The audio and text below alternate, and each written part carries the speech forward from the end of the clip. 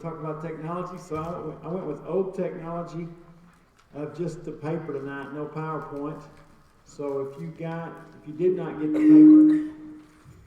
paper, let us know. Austin, go ahead and knock that down a little bit. Maybe up a little bit. We got. You turn it. Well, I guess are we try again? Is this better? Better. Yep. Turn the table mic off for now too. It might help it. That's all. Is this still too loud? A little too loud? A little too loud. Turn it a little bit more if you don't mind. You're going to make powerful points tonight. How's that? There we go. All right, Josh, let's get started. You don't have anything now. All right, there. Is this okay? Good. All right. Whew. Technology. What were you saying? Technology. That's why I didn't do a PowerPoint, because I knew it wouldn't work. Well, it's good to have everybody. We're still not where we want to be. Obviously, we want to be getting back to classes, so be thinking about that and how we can do that. And if you would like to have a role in that, we know this is not our desired end. Obviously, we want to have these kids up front in classes and other things, but we are thankful that we can do this, and we appreciate your support of this at this time. And so it's good to have everybody here, and we try to blend it as much as possible for young and old. This lesson tonight, we'll have some questions hopefully for the kids to talk about technology. It's kind of really going to hit a lot of families. If you're a grandparent, this hopefully will be helpful to you. I hope that you got the one sheet, which should stay at the top, Wise Technology. But I also have some more sheets down here, which I'll pass out at the end or offer to you at the end. And let me begin by saying that most of the things that I'm sharing tonight, obviously not in the Bible, but the other things that I'm sharing comes from a man named Chad Landon. We had him speak at our Summer Youth Series a few years back. But he has a website, so I'll have that on here, and we'll reference him for most of this information. All right, Michael, how are you doing? I'm good. We've had another busy week at the pharmacy, and excited to be here tonight. Once I clicked next for Austin's song. Last week I couldn't remember to click it to start the song. He called the title and the page number. I couldn't. Anyway, I went, why is he waiting? I didn't have the slide. And then tonight at the end of the first part, I wonder why the PowerPoint hasn't changed to the... It's weird when you're sitting down here and trying to do that. So hopefully I'll get better as the night goes on, Josh, because I'm off to a rough start tonight. I know we're trying a little different there. It'll get better. New things that technology takes them getting used to. They do. You know, Michael, on Sunday, you and I both forgot. I was supposed to get up and do the welcome, and then you followed by supposed to get up and lead the prayer, and we both forgot for a little bit. I was sitting there trying to. How could Josh not remember he had the welcome? And thinking about that, forgot to get up and lead the prayer. So yeah, that was kind of, what's that, the beam in one guy's eye and the speck in the other one type thing. So that's true. Well, let's start in Proverbs chapter 4. Proverbs chapter 4, 23 through 27. So talking about wise parenting, or wise technology, verse 23 through 27. Michael? Keep your heart with all vigilance, for from it flow the springs of life. And put away from you crooked speech, and put devious talk far from you. And let your eyes look directly forward, and your gaze be straight before you. And ponder the path of your feet, and then all your ways will be sure. And do not swerve to the right or to the left, and turn your foot away from evil. So, a couple things here that we want to talk about tonight. Wisdom keeps your heart with all vigilance. You're concerned about what you're putting into your heart, what you're allowing to influence you, and you're wanting to protect your thoughts, your desires, and your intentions. So keep your heart with all vigilance, with all diligence, for from it flows the springs of life. Everything comes out of your heart. Of course, Jesus will teach that in Mark chapter 7 as well. And then he says, put away from you crooked speech and put devious talk far from you. Let your eyes look directly forward and your gaze be straight before you. Ponder the path of your feet. Think about how you're walking. Think about what you're choosing to do with your life and your choices. And so he says, ponder your path. Do not swerve to the right or to the left. And tonight we're going to think about some things that are easy to cause us to swerve to the right or to the left, to distract us. And so we have to really be cautious with how we use technology. James chapter 3, Michael. Let's mention that, and we'll talk about this for a minute. James chapter 3, verses 2 through 10. We don't have to read this whole section because it is kind of lengthy, but let's just talk about it a minute. What's this section talking about, Michael? Well, it's talking about the tongue, the power of the tongue, and how that it's such a small object, but how big of an impact that it can have. It gives several examples there too of things that you wouldn't think about something that little having that big of an impact. So a couple thoughts there with technology is, number one, our tongues speak a lot. Excuse me. Speak a lot with technology, but also we are now not just using our tongues, but we use words a lot on technology. And so we got to think about how the little bitty words that we use and the things that we can do with our words and with our tongue, how they can have a big impact in our world today. And so things are no longer just in a small local setting or just to, a few friends. Now things can go viral very quickly, and you can have a great influence upon a lot of people. And often those things that are negative and sinful get much quicker attention than those things that are good. Unfortunately, most of our sermons, most of the things that people are doing in live streaming church isn't going viral. We wish those would go viral, but most of them are not. But if you do something that is sinful or wrong and put that out there, then that can tend to really go viral many times. So, something to think about, like you just said, with your words and your tongue, you say something and somebody hears it, and the word might travel, right? Other people, did you hear what Josh said last week? No, I didn't hear. Well, let me tell you. But at that point, you've got to take the person's word that what they're telling you is accurate. That's really what he said. But with technology, you send out a tweet or you post it on Facebook or you screenshot it. And even if you delete it, it's there. Like, it didn't never go away. It's there forever. I woke up in the middle of the night the other night. I wake up in the middle of the night most every night. And I keep water, actually it's a caffeine-flavored water next to my bed. It helps me get back to sleep. So I woke up, got me a drink, and I grab my phone. A lot of times an employee might text me during the night, I'm sick, not going to be, so I always check my phone. But I got on Facebook. Somebody had made a post about something that I wholeheartedly disagreed with. It was either political or about COVID, or it was something that was a hot topic. And there I am, 2:30 in the morning, can't really even sit, but I am firing off. I had a whole thing ready to post it to that Facebook. And right before I hit submit, I sat there for a second. I don't know how I had enough to wait a minute. Yeah, this can't be a good idea, and deleted the whole thing. And the next morning when I woke up, I'm glad I didn't do anything. That was like a bad dream, Michael. Yeah, that wasn't worth even respect. But church, how often do we do that? If you're in technology and you see something on there, well, I'm going to chime in my 2 cents worth. And then somebody else is going to chime in their 2 cents worth. And I tell you what people out in the world say about what you put. Can you believe someone from the church put that? Mm-hmm. Why would they have said that? And whether you're right, wrong, whatever, you put something out in technology and it's there. And the conversation about it usually isn't, I agree with that person. It's, can you believe? Or, wow, what a... So you've really got, your words were bad enough, and that's what James 2 or 3 is talking about. But what you put out with technology is so much more impactful. It's just something to take pause and consideration about. All right, so let's think about what are the biggest challenges with technology. Let's begin by asking the kids up here, Michael. So what's some of your favorite devices? Your favorite thing to do with technology or electronics? Play games? All right, what else? Go ahead, what you got? Text people? Text people. Call people. All right. Jace, what's your favorite technology? You got one that you use a lot. Yeah, but you're the iPad. You always got it on playing games, watching your NBA replays.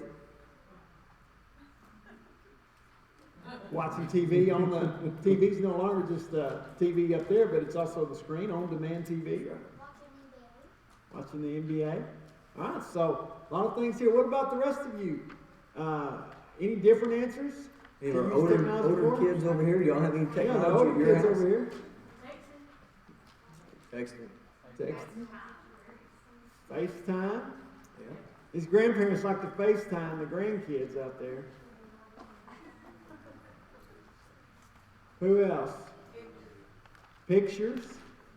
Yeah. Online shopping. That's a big one. That's a big one. That's another lesson right there. What did you say, man? Did you say something? Pinterest. All right. So how has, one thing I would say to Michael's comment is, I'm not a pharmacist or a sleep expert, but I do think, Michael, if you're trying to get back to sleep, drinking caffeine and looking at Facebook are not the right method. I would suggest just next time, roll over. I'll put that in. I'll ponder that. Ponder that. I mean, it's just free advice here. We'll just throw I'll out. meditate on that in my heart and see what I. Generally speaking, caffeine and Facebook don't let me sleep. So what has COVID done to change or raise further issues with technology? It's made us even more dependent on it. Yeah. You think about, worship assemblies there for the longest while at any congregation was solely online. And if you weren't already involved with technology, a lot of people were scrambling to become involved to find out how do I get and I know my parents got a Facebook account. I don't think they had one before. But it's like, well, we're going to miss out on church and we're not going to be able to see the grandkids, and so we're going to have to get on Facebook. Which has led now to all these people want to be my friend. I don't know these people, so we have to, hopefully they're not watching tonight, but we got to go through and clean up the accepts and the denies and the requests. And, it's a whole new world of things that weren't there before, both good and bad. You can watch so many church sermons online now, but you could also accidentally get into so many other things too. What about kids up front? Have you liked school online? No. The homeschool kid says no. But no, they all always, kids have really like, what about, Don't ask them about our Zoom Bible classes. No, they did not like it. Our team was great. Yeah, we tried that once, right? Technology, though, overall with COVID has been used more, and as I think you said in prayer, we're thankful for it. But it has also been shown that its inadequacies, that it's not as good as some other methods. Certainly worship, fellowship, but even education is, it's not as good as in-classroom instruction and teachers being present with their students. And students don't like it as well, and teachers certainly don't like it as well. So that's a big factor. How else has COVID changed technology? I think, let me throw out one here. It's changed the amount of hours it's used. That's been a very scary thing for me, thinking about so many children using it for hours and the danger in that, and as we talk about all the stats with pornography and all the predators and things like that, and having such an increased use of it has been a danger. And so I was looking at statistics. I didn't look up the new statistics, but from 2012, they said the average kid spent about 7 hours on some kind of device, and I think that's just gone up even more with COVID. And so I think it's caused us to be much more dependent upon it. Anything else, Michael? No, that's all I've got. Well, let's talk about some battlefields. So the first thing to consider here, the battlefield of our time, Ephesians 5:15 through 17. Ephesians 5:15 through 17. Now, one of the things here is that the big thing with technology is that it takes a lot of time. So guys, how much device time do y'all like to have a day? Would you want to have? How long would you like to play video games a day? What do you think? Finley? How long? Grayson, how long would you like to play video games a day? 2 hours. 2 hours. And then at 2 hour mark, you just stop, right? Well, that's good. Go play outside. Somebody else have an idea? How long you like to play? Lennon, how long would you like to play? About 2 hours. Yeah. The 2 hours would go by, and then it just keeps going, doesn't it? The time just goes so quickly. With technology, it's It's amazing how it just sucks out our time so fast, from more technology problems here. But, adults, you get on social media platform or TV or other type things, and it just takes your time so quickly. I've seen studies about how much lost time at work for employers happens because of social media and online shopping. People, and that's even been worse during COVID because people are at home, and so they have even extra time they make extra time because there's not anybody checking on them. And so employers are losing often a lot of production because people don't spend, I'll just check my email, I'll just check Facebook, or I'll just do this, and I just got to buy this one thing on Amazon, and it takes so much time. Yeah. There's been so many times that I'm going to check one thing before I start my task. Sit down and do a sermon. Before I do it, I need to see if Kentucky won last night. They did, most likely, this year. But I'm going to just check. And you go there, and when you pull that up, there's a link at the bottom that talks about Duke's game last night. Well, I need to see how they did. So you click on it, and then when you go there, it talks about who won the Super Bowl last year and what Tom Brady's doing. Well, I need to see that. And the next thing you know, checking a score real quick, an hour and a half later, I'm looking at all the Super Bowl wins from the last 50 years. And where's the last hour? You've got nothing to show for it. Time you could have spent with your kids, time you could have spent with your wife, time you could have spent in reflection or the Bible, anything else that would have been worth something. But the internet does, am I the only person or anybody else? The internet does, it draws you in. You're going to check one thing, or as Debbie, you mentioned online shopping, you're going to go on Amazon and buy that one thing. How many times do you just buy that one thing? You get ready to check out and it's like, hey, you also might like, I didn't even know that existed. I would like that. And it continues to draw. And so, it's very addictive. It is. And you forget what that one thing you went online to do. Yes. 30 minutes later, I didn't do that. Yeah. Now you got to go back and start all over. In Ephesians chapter 5, 15 through 17, look carefully how you walk, not as unwise, but as wise. Be wise in this, making the best use of the time, because the days are evil. So, Grayson talked about play, but then he goes outside. We have to push our kids outside oftentimes as parents now in our culture today, because it's so more impactful for them than just staying inside on video games. And Paul's talking about redeeming the time, making the best use of your time. How can we make the best use of our time?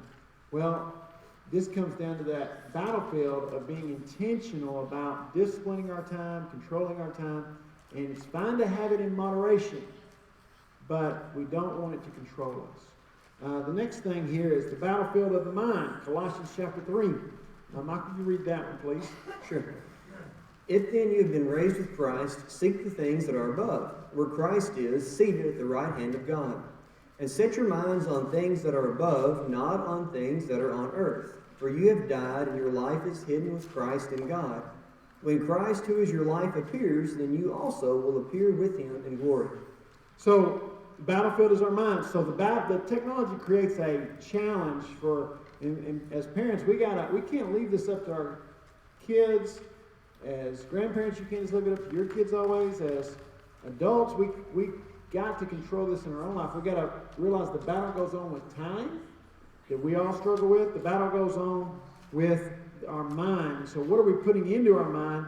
Set your mind on things that are above. Now, most things on social media, most things that are online are not above. That's not in Paul's definition there. That's not heavenly, that's not godly, that's not good.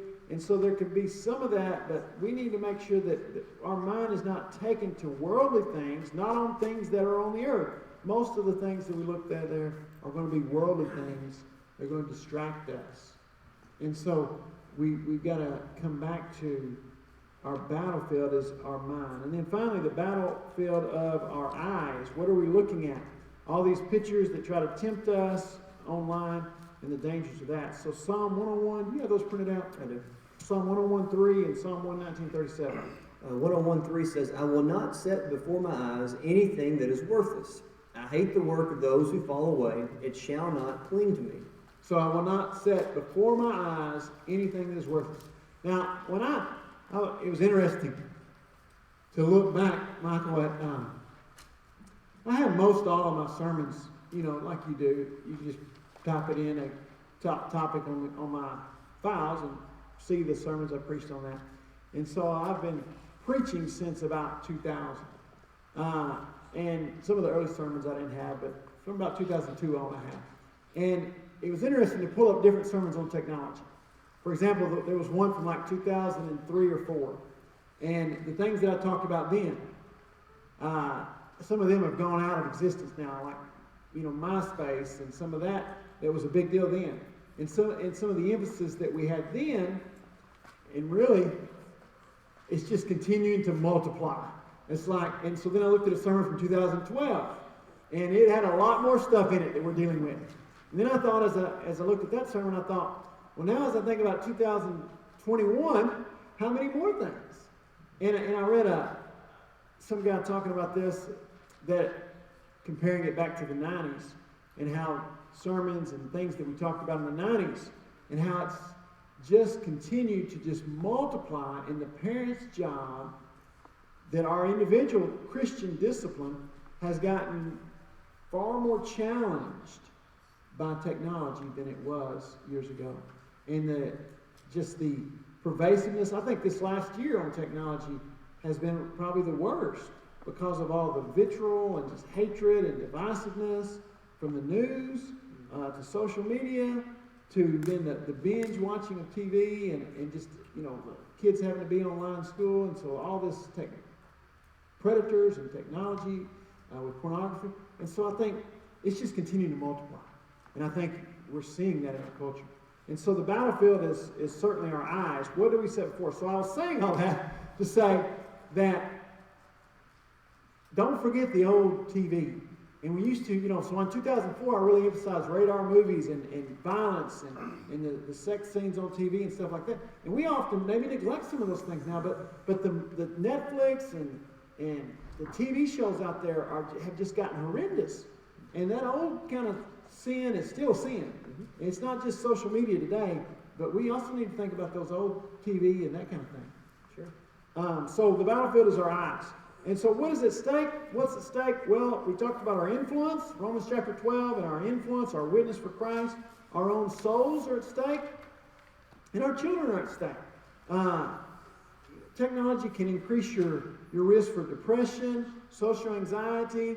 If you get hooked on addictive behaviors with pornography and other kind of things, it can cause all kinds of other issues, especially in young children growing up, from sexual abuse to sexual activity at a much earlier age, all kinds of problems.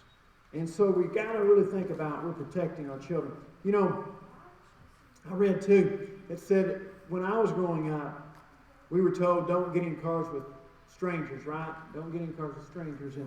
And now we got to make sure that our kids know don't let someone solicit you through the internet, or don't call. Now that these kids and others are actually even soliciting people to pick them up, so you can solicit strangers to pick you up in their car now. That's how far it's come. And so instead of having to worry about strangers coming along and get you, now they can solicit, they can contact you and get you to places to get in their car. I mean, it's just continued to advance in the dangers and the predators that are out there. So let's think about, Michael, you have any comment on that before we talk about parenting in the age of technology? No, go ahead. Let me ask this. Are there any comments from our audience? Any class members have a thought or comment or question? Anything? All right, let's talk about parenting in an age of technology. This is a parenting issue first. All this came from Chad Landman, so I'll give him credit. It's a parenting issue first. This is a technology issue second. So when we think about parenting, technology is going to be there, but we always have the responsibility of protecting our children. Children have lives online. Do we know what they're doing? And so I think that's a good question. Children, and he's talking about teens here, they have activities, they have things going on online, but do we stay involved in that? For example, our children, we care about their school friends and their life they have at school, or we care about their sports team they're on, and we want to know, how that's going. But they also have an online presence. Do we care about that life? And it's like some teens have been able to figure out how to live a secret life online and keep that secluded from their parents. And so you certainly don't want that. Children, that's some bad grammar here. Children does not yet have the experience. That's not good, Michael. Well, I think I copied that off him. Who I am think I? Chad Landman wrote that on there. he's not here to defend himself. That's exactly what it was. I'm sure it was my fault, actually. But anyways, a child does not yet have the experience and willpower to keep himself in check. You know, you can't expect a child to do this. Right. And I think one of the things, just like with other areas, you want to let that rope out as they give the privileges as they show responsibility. And as they get older, you want to allow them to have more freedom with their age as they show responsibility with it. But you cannot expect, so you're allowing technology to be a training tool for their self-discipline. In other words, you don't want to just hand it to them when they're 16 or 17 and say, here you go. You need to be training them all the way along to have discipline. And that's a challenge. I sometimes felt that, and Amanda and I are always working and adjusting and trying to make sure we cover that. But you want to be instilling self-discipline in the child so that when there's going to come a time when I'm not going to be able to keep my kids from getting onto online pornography. I mean, there are going to be times when they're going to do that. So they have that opportunity. But I've got to have that opportunity. I was waiting for you to. Thank you. It's a struggle, you know. Shouldn't have been on Facebook at 2 in the morning. But anyways, they're going to have that opportunity. And I'm not going to be able to stop it because they're going to be grown. Just like they're going to be tempted with drugs and alcohol and all these other things. And I'm not going to be there to say, no, you can't have drugs and alcohol. They're going to have this. So my job is, just like in every other area of life, my job is to instill self-discipline within them, self-control within them, so when they are presented with those opportunities, which they will have, they have the strength to say no. Yeah. And I need to see myself as training them all along to be able to get to that point. It's just like, you're trying to eventually train them to be grown, well-adjusted, faithful Christian adults. And that's your goal. Anything, Michael? It's a good point, the way you made that, Josh, is, I think I've always thought about technology as you sit there and say, nope, bad site, nope, can't, click off it, don't click that, click, no, nope, stop, quit, and there being filters and blah. But if that's the way that we approach the parenting of technology, what are we doing? Because what's going to happen, as you just mentioned, whether it's 13, 14, 18, 23, what's going to happen when you're not there? Yeah. If you haven't, and I've never thought about it, I've always kind of taken the approach of you set up the filters, you set up the blocks, and then that takes care of it. What's going to happen when they're at a computer or at a cell phone or without those blocks? If they haven't been trained in what's appropriate, what's not, how do I keep myself from these sites? So the training and the letting out the leash and the responsibility, I think it's a good way to think about it, a good way to approach it, as opposed to just kind of being the pop-up walker that runs around, closing out of everything all the time. So that was a good point. And keeping a check on it. So here's the thing. You cannot expect them to do that themselves. That's the point of this. You've got to guide them through that. You can never use the excuse that we did not know as a parent. You can't say, well, we just didn't know all this online life was going on, because it's your responsibility. This was a statistic he gave, that 1,836,000,000 sites on the internet. This is February 12, 2021. 68 million of those are porn sites. 1 in 5 searches made on a mobile device are for porn.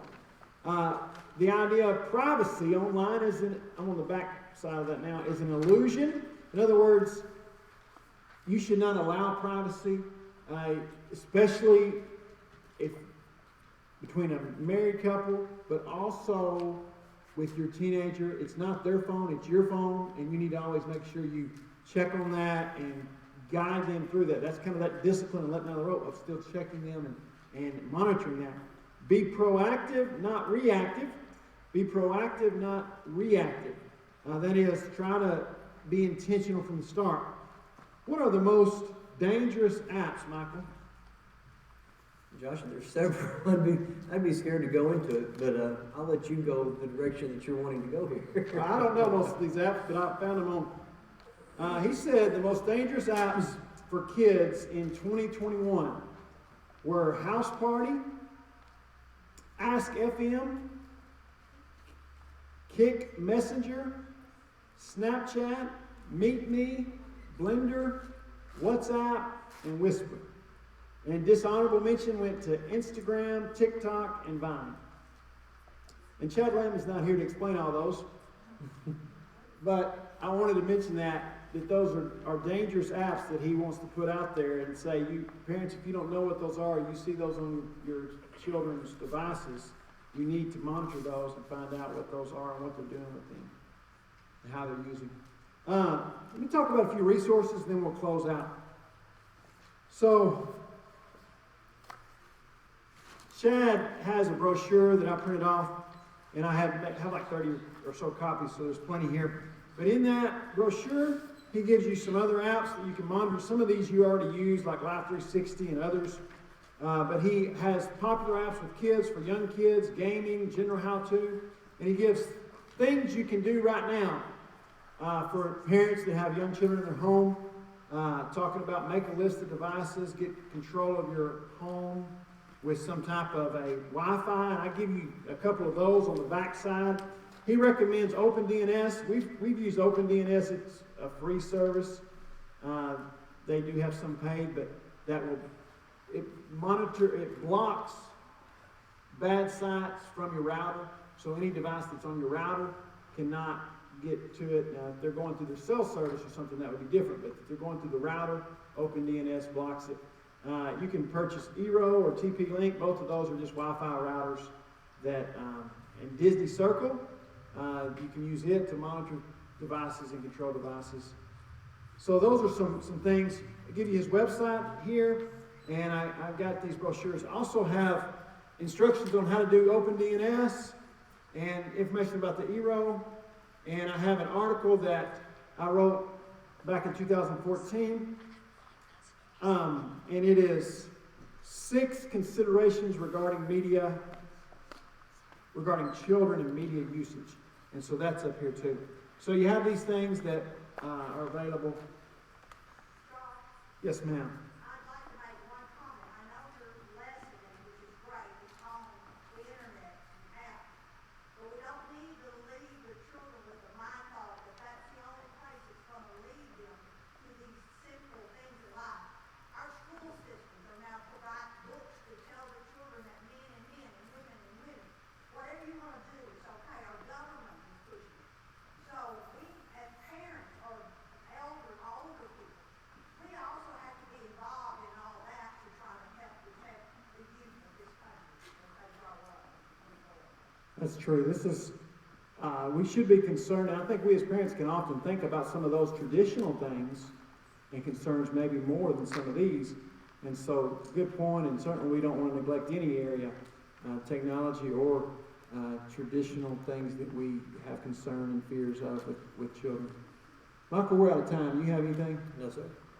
Well, we want to extend the invitation, encourage you to pick these things up and check out that website for more information and think about these things. I think all of us as parents struggle with this and constantly adapting. It's kind of like how the Apollo rockets got to the moon. They wobbled there. They constantly adjusted to make it to the moon. And I think that's what we have to constantly be doing as our children grow up and as we as parents adjust to all these new technologies, is constantly be adjusting and wobbling so that we can eventually make it to our destination. If you need to respond to the Lord's invitation, if you want to put Christ on in baptism, or if you need to rededicate your life, please come as together we stand and as we sing.